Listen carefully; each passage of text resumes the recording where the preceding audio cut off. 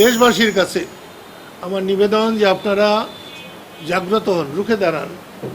এই রকম অন্যায়কে সহ্য করলে পরবর্তী বংশধরদের জীবন, সম্পদ, সম্মান সবই হুমকির মধ্যে পড়বে।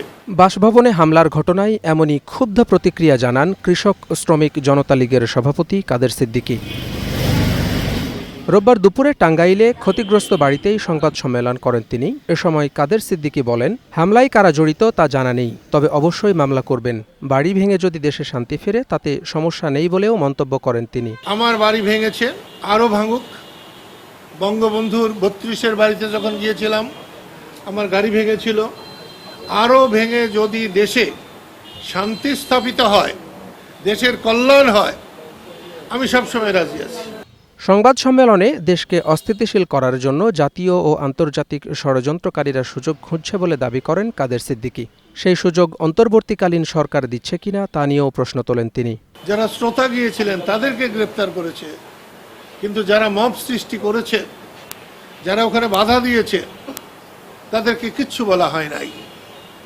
এটা একটা ন্যায় নীতির ব্যত্যয়, আইনের ব্যত্যয়। এখান থেকে আমি এই সরকারকে সরে আসতে বলবো এবং আমার বাড়ির উপরে হামলার মধ্য দিয়েই এই হামলা, চোরাগুপ্তা হামলা, এটা বন্ধ করা হোক। এইটা সরকারের কাছে আমার নিবেদন।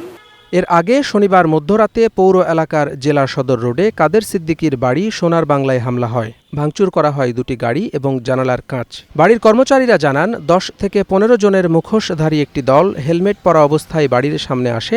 বাড়ির মূল ফটক বন্ধ থাকায় মই দিয়ে ভেতরে প্রবেশ করে কয়েকজন, তারপর চালায় তাণ্ডব। Desk report, star news.